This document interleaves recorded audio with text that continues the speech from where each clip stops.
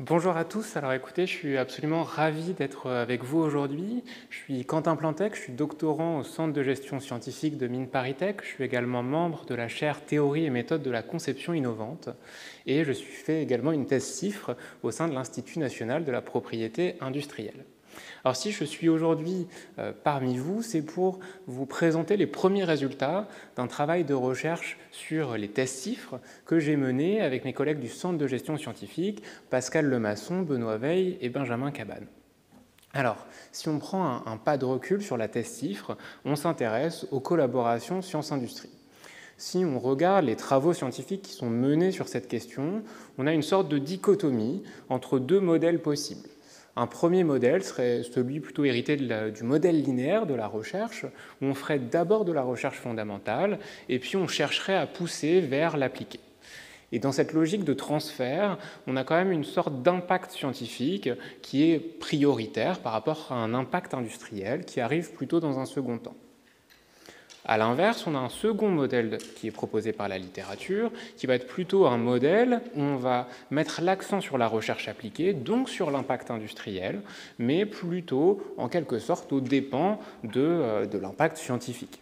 Et donc on aurait comme ça, finalement, dans les relations science-industrie, une sorte d'arbitrage à faire entre un impact scientifique et un impact industriel. En tout cas, c'est l'hypothèse que nous propose la littérature. Alors il faut savoir qu'il y a un renouveau du champ théorique depuis quelques années.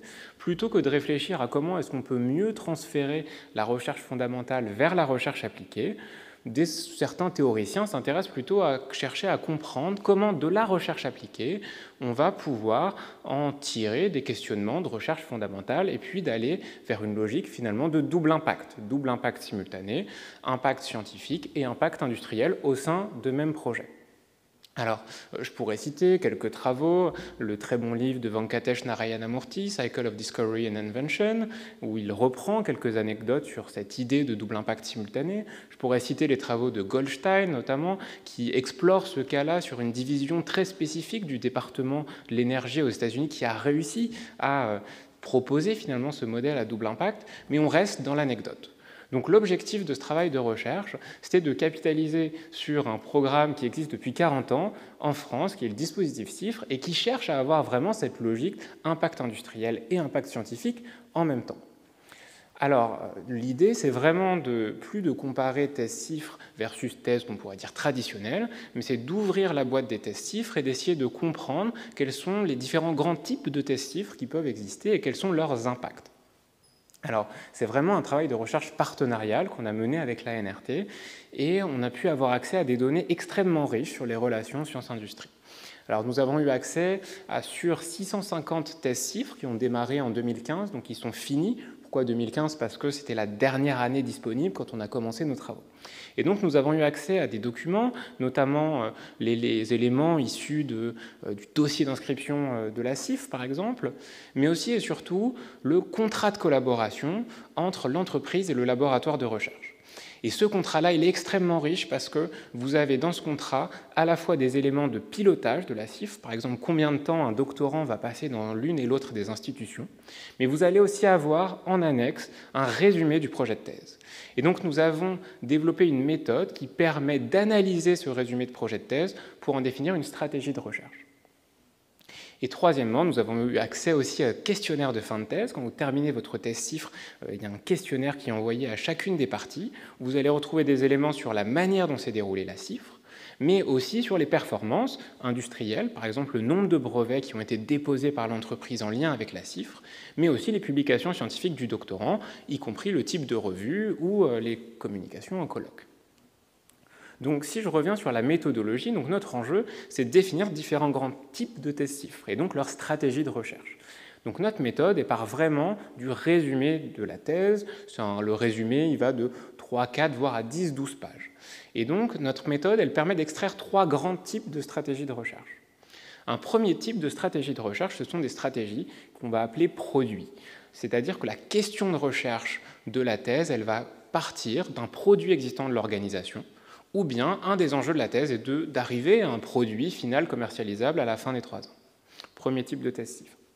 Deuxième type de stratégie de recherche, des stratégies qui sont disciplinaires. Donc là, on va partir de la question de recherche de la littérature. Il n'y a pas de lien direct avec des produits de l'organisation, plutôt un lien avec des compétences, et on se pose vraiment une question de la littérature scientifique. Et puis un troisième cas, ce sont des thèses qui sont extrêmement exploratoires. Exploratoires parce qu'elles sont soit très transdisciplinaires, soit parce qu'elles adressent un sujet qui est très en rupture. Si vous commencez en 2015 une thèse sur l'haptique, science du toucher dans le digital, on peut considérer que vous êtes extrêmement en rupture. Donc c'est une méthode qu'on a développée, qu'on a validée en conférence avec nos pairs, qu'on a retravaillée, et chaque thèse a été double codée à l'aveugle, donc 2 fois les 650, et à chaque fois qu'on avait des écarts, on a retravaillé sur ces thèses pour être d'accord finalement sur la stratégie de recherche au sein de l'équipe. Alors à quel résultat on arrive ? Ici, vous avez en fait présenté dans l'axe des ordonnées les différents types de stratégies, donc les stratégies plutôt produits, plutôt disciplinaires ou exploratoires. Comme je vous l'ai dit, à partir du contrat de collaboration, on peut aussi inférer le type de collaboration, soit des thèses qui sont pilotées plutôt par l'industrie, soit des thèses qui sont pilotées plutôt par l'académique, soit des thèses qui sont vraiment dans une logique co-création très forte collaboration. Donc si je reprends l'hypothèse que je vous ai proposée de la littérature au tout début, on s'attendrait en fait à trouver beaucoup de thèses dans la case en bas à gauche. Des thèses qui soient orientées sur les produits de l'organisation et qui utilisent finalement, qui sont drivées par l'industrie. Ici, vous avez en fait un dégradé sur les 9 cases de bleu. Plus c'est bleu foncé, plus vous avez un nombre important de thèses chiffres dans la case. Donc le premier élément, c'est qu'en fait, dans cette case en bas à gauche, vous avez seulement une thèse chiffre sur 10, ce qui est plutôt fait par rapport à ce à quoi on s'attendait finalement. Si on remonte d'un cran, par contre, qu'on regarde la case discipline pilotage par l'industrie, on pourrait être prime abord surpris, mais en fait, quand vous regardez comment fonctionne un laboratoire de R&D dans une industrie science-based, on n'est finalement pas surpris que des entreprises financent, participent à des projets qui posent des questions disciplinaires. Alors, j'ai malheureusement pas le temps de passer sur toutes les cases de ce tableau, mais ce qui est intéressant, c'est qu'en fait, elles sont très riches, puisque chaque case est intéressante et chaque case représente finalement un besoin industriel et un besoin scientifique. Et en quelque sorte, ce qui est vraiment intéressant ici, c'est cette richesse de couplage possible entre science et industrie. Alors on pourra quand même souligner que le centre de gravité des tests chiffres, il est plutôt disciplinaire. Vous voyez qu'il y a 60% des tests chiffres qui sont disciplinaires. Et que le centre de gravité, il est aussi plutôt sur une logique de co-création, de combinaison de connaissances, vraiment de collaboration très proche entre ces deux mondes. Et puis c'est ce qu'on a pu sentir finalement dans la table ronde qu'on a eue juste avant avec les présentations de doctorants chiffres. Donc, pour conclure sur ces éléments-là, on pourrait dire qu'en quelque sorte, le dispositif CIFRE, c'est une forme de couteau suisse de tout type de relations science-industrie qui permettent cette logique de double impact, impact scientifique, impact industriel. Mais on peut aller plus loin en se demandant quelles sont finalement les performances de ces différentes stratégies de test CIFRE, donc les performances en termes de produits, en termes de discipline, en termes exploratoires. Donc ici, je vous propose un petit schéma qui est en fait la version synthétique d'un gros modèle statistique qu'on a développé derrière avec l'ensemble des éléments qu'on avait à disposition. Donc ici, en ordonnée, vous avez le nombre de publications scientifiques de haut niveau potentiel d'une thèse CIFRE, et puis sur l'axe des abscisses, vous avez le nombre de brevets potentiels. La première chose qui saute aux yeux ici, c'est la relation entre des thèses disciplinaires et des thèses produits par rapport à leur impact scientifique.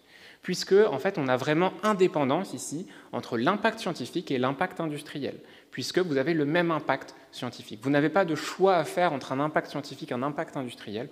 Au contraire, on a complète indépendance, en termes statistiques, entre ces deux variables. L'autre élément, c'est sur les thèses exploratoires. Alors on aurait pu dire, finalement, une thèse CIFRE qui serait exploratoire, elle serait peut-être trop exploratoire pour générer des avancées scientifiques ou des avancées industrielles. On aurait pu la placer en bas à gauche. Ce n'est pas du tout le résultat auquel on arrive. On a peu de thèses exploratoires, on en a environ 10%, mais ces thèses exploratoires, elles vont surperformer en termes de double impact, c'est-à-dire qu'elles vont surperformer en termes scientifiques et qu'elles vont atteindre les mêmes résultats en termes de brevets que les thèses plutôt orientées produits, qui sont celles qui performent déjà le mieux. Donc ici, on a vraiment un raffinement des performances possibles des thèses CIFRE.